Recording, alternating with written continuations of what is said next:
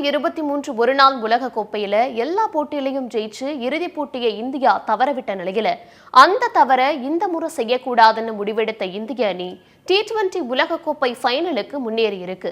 இந்திய அணி உலகக்கோப்பையை ஜெயிச்சு 13 வருஷமும் ICC கோப்பைகளை ஜெயிச்சு 11 வருஷமும் ஆகிற நிலையில T20 உலகக்கோப்பையை ஜெயிச்சு சாம்பியன் ஆகுமா இந்தியாங்கிற எதிர்பார்ப்பு அதிகமாக இருக்கு. ரோஹித்தோட கேப்டன்சி, ஒரு நபரை சார்ந்து மட்டுமே போட்டியோட முடிவுகள் தீர்மானிக்கப்படாதது உள்ளிட்டவை இந்திய அணிக்கு பலமா பார்க்கப்படுது.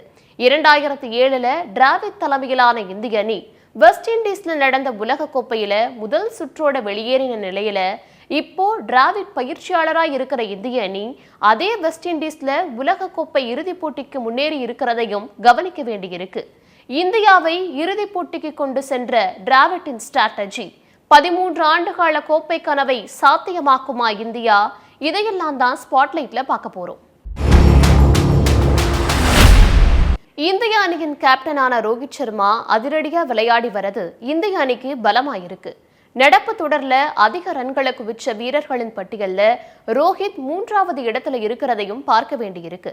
பேட்ஸ்மேன்களுக்கு சவாலான அமெரிக்கா மற்றும் மேற்கிந்திய தீவுகள்ல உள்ள மைதானங்கள்ல ரோஹித் அதிரடியா ரன் குவிக்கிறது அணிக்கு பலமான விஷயமா பார்க்கப்படுது. விபத்துக்கு அப்புறமா கம்பேக் கொடுத்திருக்க ரிஷப் பந்த், மிஸ்டர் 360 அழைக்கப்படுற சூரியகுமார் யாதவ் ஆகியோர் டாப் ஆர்டர்ல அசத்திட்டு வர நிலையில IPLல பெரிதும் விமர்சிக்கப்பட்ட ஹர்திக் பாண்டியா நடப்பு தொடர்ல பல ஆட்டங்கள்ல கேம் சேஞ்சரா இருந்ததை பார்க்க முடிஞ்சது. அக்ஷர் பட்டேல் பவர் பிளே ஓவர்கள்ல பந்து வீசி விக்கெட்களை வீழ்த்துறது இந்திய அணிக்கு கூடுதல் பலமா பார்க்கப்படுது.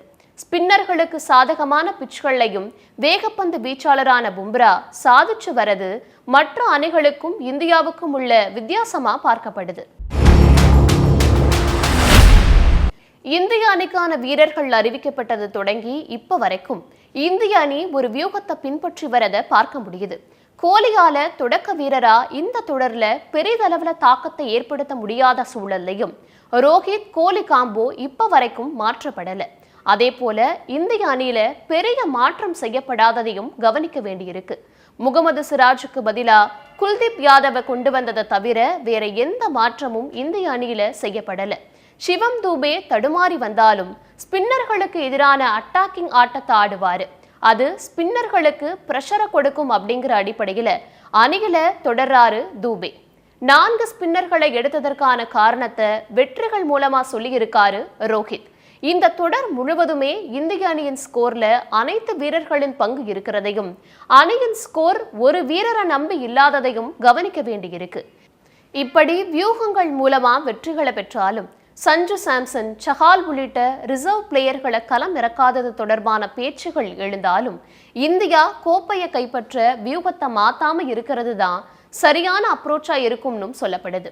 இந்த நிலையில கரீபியன் மண்ணில கோப்பையை வெல்லும் அப்படிங்கிற 130 கோடி பேரோட எதிர்பார்ப்பை இந்தியா பூர்த்தி செய்யுங்கிற நம்பிக்கை அதிகமாக இருக்கு.